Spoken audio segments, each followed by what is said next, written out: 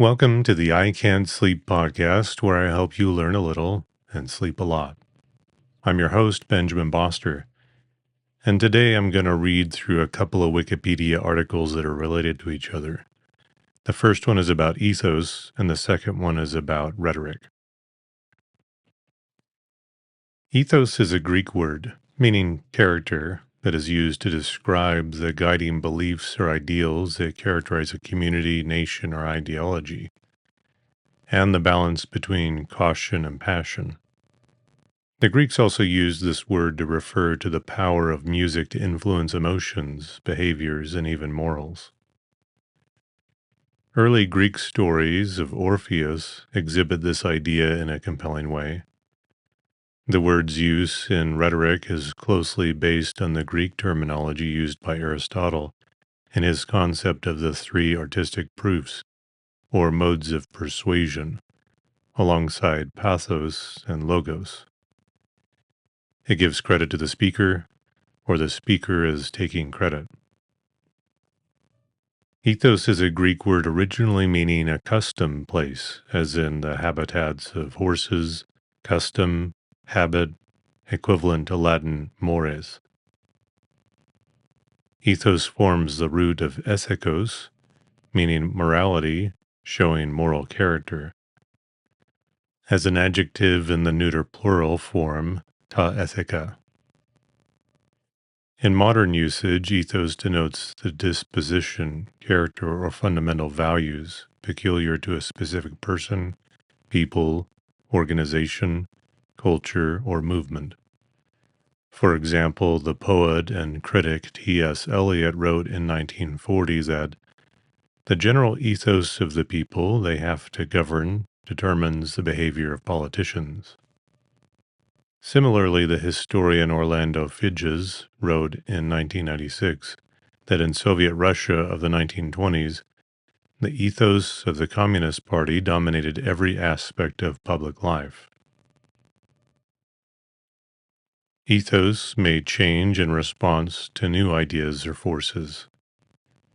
For example, according to the Jewish historian Ari Krampf, ideas of economic modernization, which were imported into Palestine in the 1930s, brought about the abandonment of the agrarian ethos and the reception of the ethos of rapid development. In rhetoric, ethos, credibility of the speaker, is one of the three artistic proofs, pistis, or modes of persuasion, other principles being logos and pathos, discussed by Aristotle in rhetoric as a component of argument. Speakers must establish ethos from the start. This can involve moral competence only. Aristotle, however, broadens the concept to include expertise and knowledge. For the most part, this perspective of ethos is the one discussed the most by schools and universities. Ethos is limited in this view by what the speaker says. Others, however, contend that a speaker's ethos extends to and is shaped by the overall moral character and history of the speaker. That is, what people think of his or her character before the speech has even begun. According to Aristotle, there are three categories of ethos: pronesis, useful skills and practical wisdom; arete, virtue, goodwill; eunoia, goodwill towards the audience.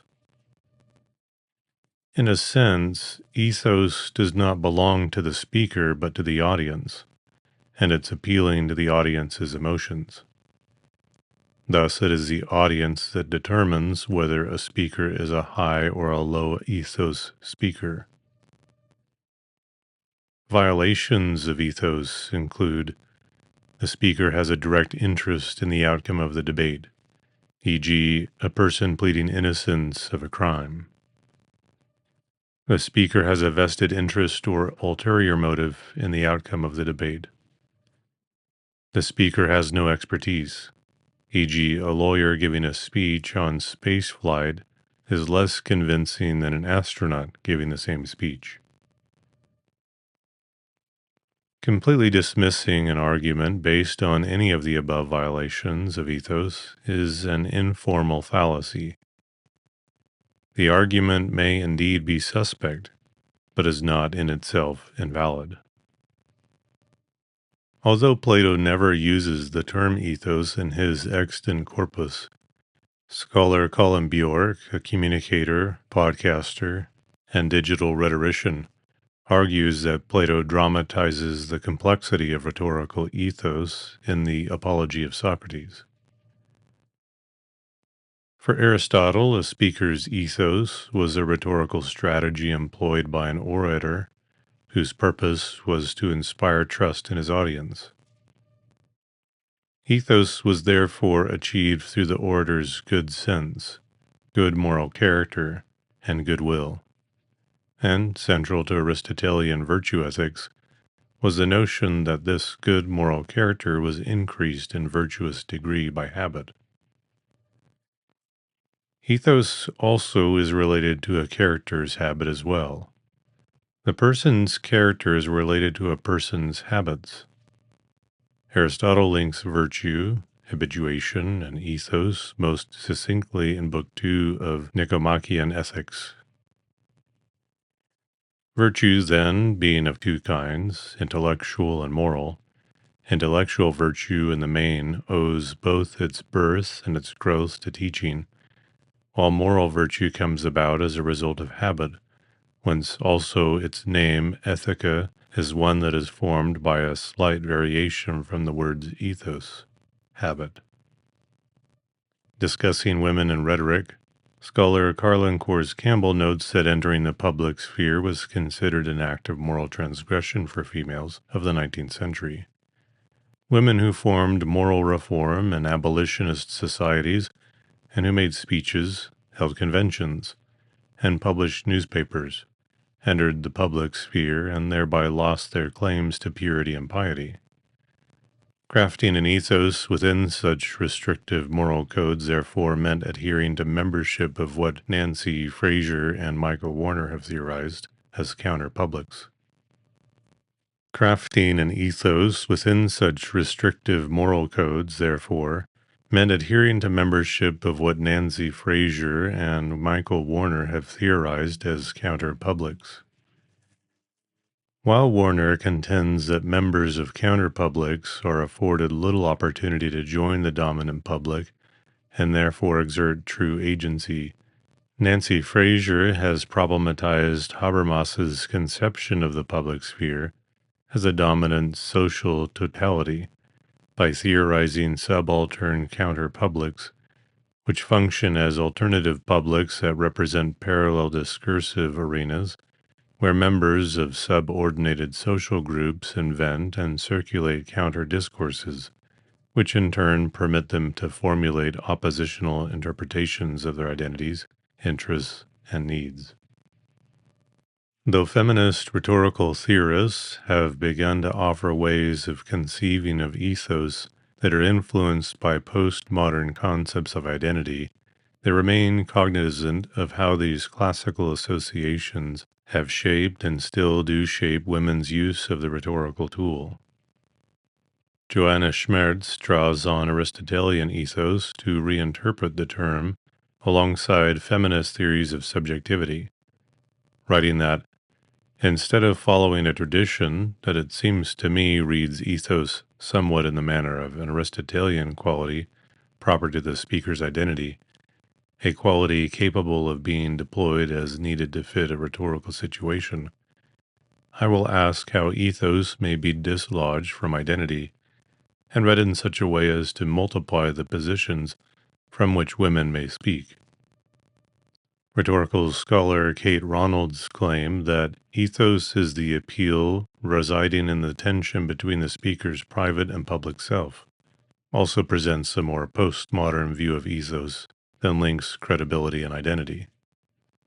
Similarly, Nedra Reynolds and Susan Jarrett echo this view of ethos as a fluid and dynamic set of identifications, arguing that these split selves are guises, but they are not distortion or lies in the philosopher's sense. Rather, they are deceptions in the sophistic sense, recognition of the ways one is positioned multiplied differently. Rhetorical scholar Michael Halloran has argued that the classical understanding of ethos emphasizes the conventional rather than the idiosyncratic, the public rather than the private. Commenting further on the classical etymology and understanding of ethos, Halloran illuminates the interdependence between ethos and cultural context by arguing that to have ethos is to manifest the virtues most valued by the culture to and for which one speaks. While scholars do not all agree on the dominant sphere in which ethos may be crafted, some agree that ethos is formed through the negotiation between private experience and the public, rhetorical act of self-expression. Karen Burke-Lafarbe's argument in Invention as Social Act situates this negotiation between the private and the public, writing that ethos appears in that socially created space, in the between, the point of intersection between speaker or writer and listener or reader. According to Nedra Reynolds, ethos, like postmodern subjectivity, shifts and changes over time, across texts, and around competing spaces. However, Reynolds additionally discusses how one might clarify the meaning of ethos with rhetoric as expressing inherently communal roots.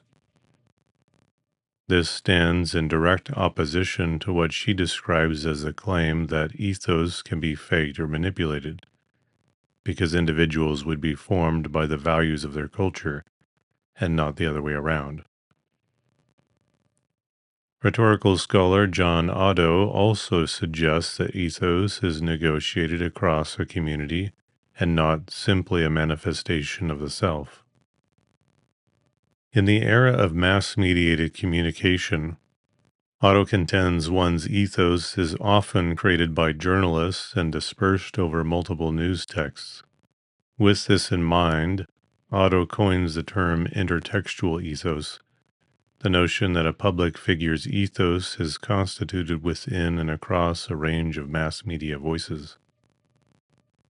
In Black Women Writers and the Trouble with Ethos, scholar Coretta Pittman notes that race has been generally absent from theories of ethos construction, and that this concept is troubling for Black women. Pittman writes, "Unfortunately, in the history of race relations in America, Black Americans' ethos ranks low among other racial and ethnic groups in the United States.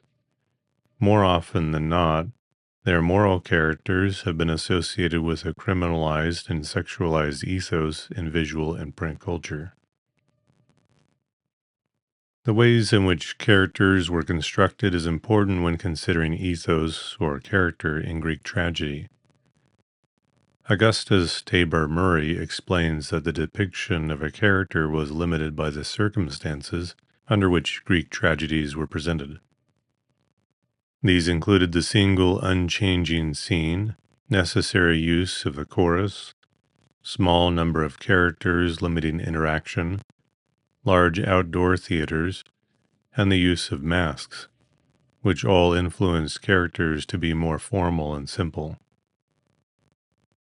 Murray also declares that the inherent characteristics of Greek tragedies are important in the makeup of the characters. One of these is the fact that tragedy characters were nearly always mythical characters. This limited the character, as well as the plot, to the already well-known myth from which the material of the play was taken. The other characteristic is the relatively short length of most Greek plays.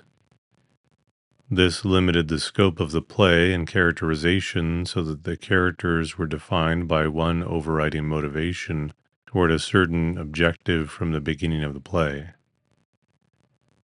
However, Murray clarifies that strict constancy is not always the rule in Greek tragedy characters.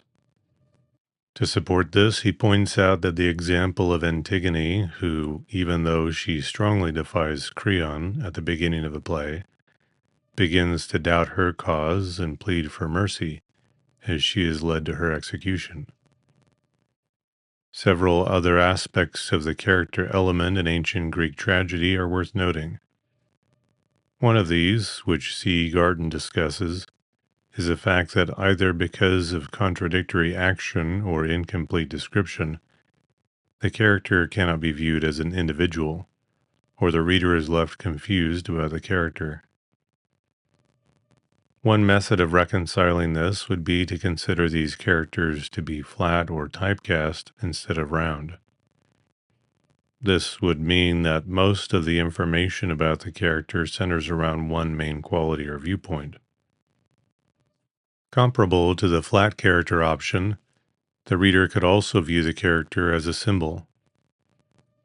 Examples of this might be the Eumenides as vengeance, or Clytemnestra as symbolizing ancestral curse. Yet another means of looking at character, according to Tycho von Wilamowitz and Howald, is the idea that characterization is not important. This idea is maintained by the theory that the play is meant to affect the viewer or reader scene by scene, with attention being only focused on the section at hand. This point of view also holds that the different figures in a play are only characterized by the situation surrounding them, and only enough so that their actions can be understood. Garrett makes three more observations about a character in Greek tragedy. The first is an abundant variety of types of characters in Greek tragedy. His second observation is that the reader or viewer's need for characters to display a unified identity that is similar to human nature is usually fulfilled. Thirdly, characters in tragedies include incongruities and idiosyncrasies. Another aspect stated by Garrett is that tragedy plays are composed of language, character, and action, and the interactions of these three components. These are fused together throughout the play. He explains that action normally determines the major means of characterization. For example, the play Julius Caesar is a good example for a character without credibility, Brutus. Another principle he states is the importance of these three components' effect on each other. The important repercussion of this being characters' impact on action. Augustus Tabor Murray also examines the importance and degree of interaction between plot and character. He does this by discussing Aristotle's statements about plot and character in his Poetics, that plot can exist without character, but the character cannot exist without plot, and so the character is secondary to the plot. Murray maintains that Aristotle did not mean that complicated plot should hold the highest place in a tragedy play. This is because the plot was, more often than not, simple and therefore not a major point of tragic interest.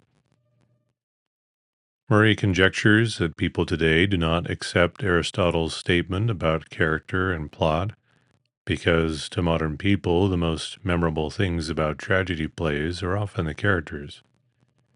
However, Murray does concede that Aristotle is correct and that there can be no portrayal of character without at least a skeleton outline of plot. One other term frequently used to describe the dramatic revelation of character in writing is persona. While the concept of ethos has traveled through the rhetorical tradition, the concept of persona has emerged from the literary tradition and is associated with a theatrical mask. Roger Cherry explores the distinctions between ethos and pathos to mark the distance between a writer's autobiographical self and the author's discursive self as projected through the narrator. The two terms also help to refine distinctions between situated and invented ethos. Situated ethos relies on a speaker's or writer's durable position of authority in the world. Invented ethos relies more on the immediate circumstances of the rhetorical situation. In pictorial narrative, ethos, or character, also appears in the visual art of famous or mythological ancient Greek events and murals, on poetry and sculpture, referred to generally as pictorial narrative. Aristotle even praised the ancient Greek painter Polygnotus because his paintings included characterization. The way in which the subject and his actions are portrayed in visual art can convey the subject's ethical character, and through this, the work's overall theme, just as effectively as poetry or drama can. This characterization portrayed men as they ought to be, which is the same as Aristotle's idea of what ethos or character should be in tragedy.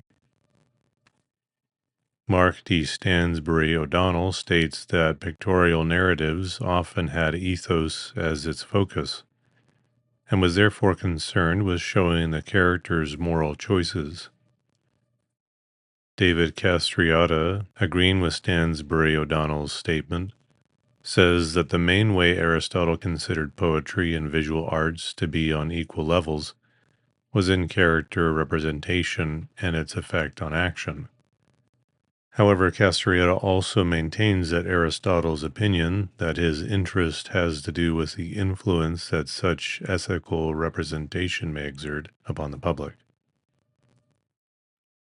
Castriota also explains that according to Aristotle, the activity of these artists is to be judged worthy and useful above all, because exposure of their work is beneficial to the polis.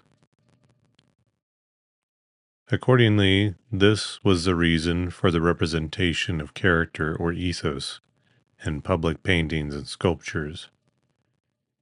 In order to portray the character's choice, the pictorial narrative often shows an earlier scene than when the action was committed.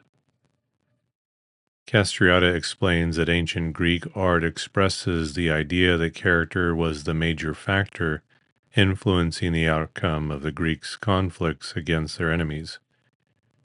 Because of this, ethos was the essential variable in the equation, or analogy between myth and actuality.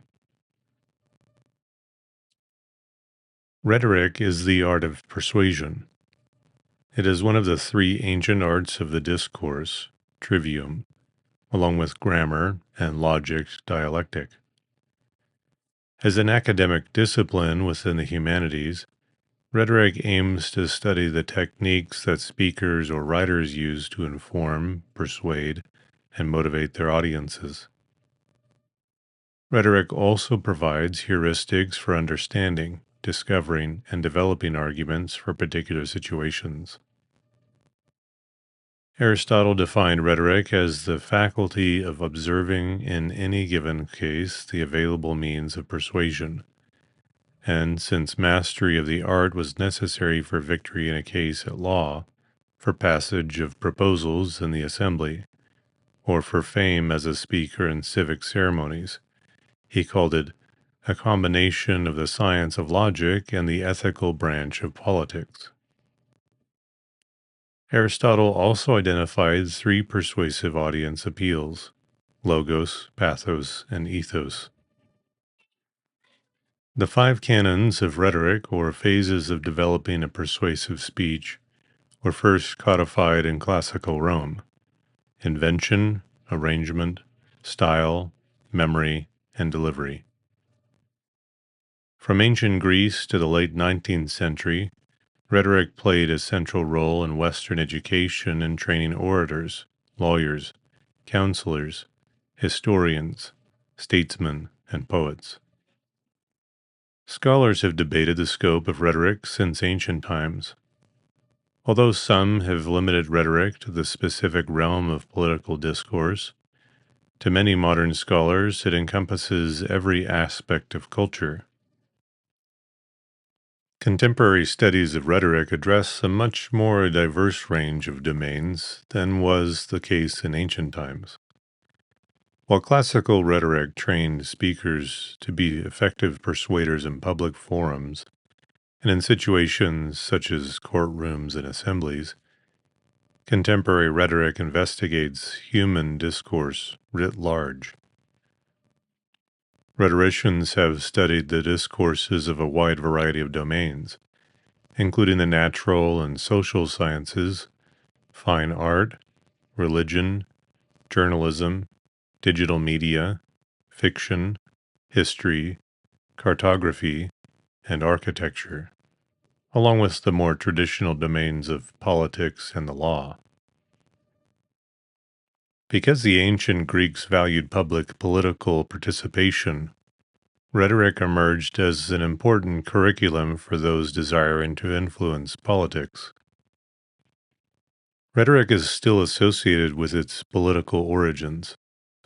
However, even the original instructors of Western speech, the sophists, disputed this limited view of rhetoric. According to sophists like Gorgias, a successful rhetorician could speak convincingly on a topic in any field, regardless of his experience in that field. This suggested rhetoric could be a means of communicating any expertise, not just politics. In his encomium to Helen, Gorgias even applied rhetoric to fiction by seeking, for his amusement, to prove the blamelessness of the mythical Helen of Troy in starting the Trojan War. Plato defined the scope of rhetoric by discarding any connotation of religious ritual or magical incantation, simply taking the term in its literal sense, which means leading the soul through words. He criticized the sophists for using rhetoric to deceive rather than to discover truth.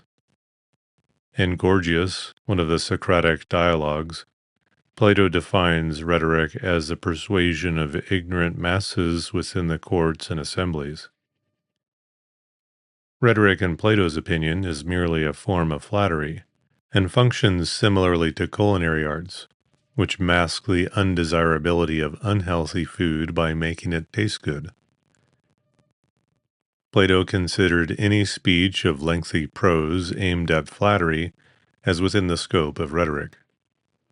Some scholars, however, contest the idea that Plato despised rhetoric and instead view his dialogue as a dramatization of complex rhetorical principles. Socrates explained the relationship between rhetoric and flattery when he maintained that a rhetorician who teaches anyone how to persuade people in an assembly to do what he wants, without knowledge of what is just or unjust, engages in a kind of flattery that constitutes an image of a part of the art of politics.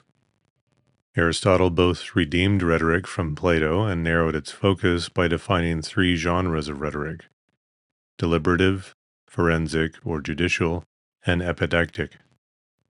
Yet, even as he provided order to existing rhetorical theories, Aristotle generalized the definition of rhetoric to be the ability to identify the appropriate means of persuasion in a given situation, based upon the art of rhetoric. This made rhetoric applicable to all fields, not just politics. Aristotle viewed the enthymeme based upon logic, especially based upon the syllogism, as the basis of rhetoric. Aristotle also outlined the generic constraints that focus the rhetorical art squarely within the domain of public political practice. He restricted rhetoric to the domain of the contingent or probable, those matters that admit multiple legitimate opinions or arguments. Since the time of Aristotle, logic has changed. For example, modal logic has undergone a major development that also modifies rhetoric. The contemporary neo-Aristotelian and neo-sophistic positions on rhetoric mirror the division between the sophists and Aristotle. Neo-Aristotelians generally study rhetoric as political discourse, while the neo-sophistic view contends that rhetoric cannot be so limited. Rhetorical scholar Michael Leff characterizes the conflict between these positions as viewing rhetoric as a thing contained versus a container. The neo-Aristotelian view threatens the study of rhetoric by restraining it to such a limited field, ignoring many critical applications of rhetorical theory, criticism, and practice.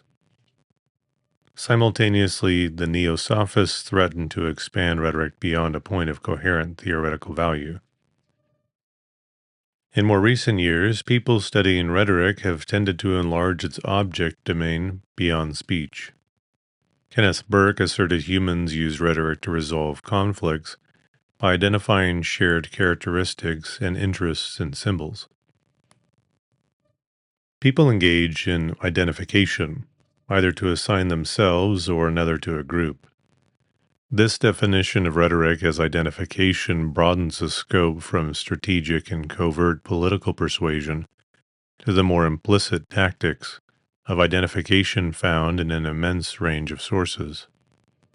Burke focused on the interplay of identification and division, maintaining that identification compensates for an original division by preventing a strict separation between objects, people, and spaces. This is achieved by assigning to them common properties through linguistic symbols. Among the many scholars who have since pursued Burke's line of thought, James Boyd White sees rhetoric as a broader domain of social experience in his notion of constitutive rhetoric. Influenced by theories of social construction, White argues that culture is reconstituted through language. Just as language influences people, people influence language. Language is socially constructed and depends on the meanings people attach to it. Because language is not rigid and changes depending on the situation, the very usage of language is rhetorical. An author, White would say, is always trying to construct a new world and persuading his or her readers to share that world within the text. People engage in rhetoric any time they speak or produce meaning. Even in the field of science, via practices which were once viewed as being merely the objective testing and reporting of knowledge, scientists persuade their audience to accept their findings by sufficiently demonstrating that their study of experiment was conducted reliably and resulted in sufficient evidence to support their conclusions. The vast scope of rhetoric is difficult to define. Political discourse remains a paradigmatic example for studying and theorizing specific techniques and conceptions of persuasion or rhetoric.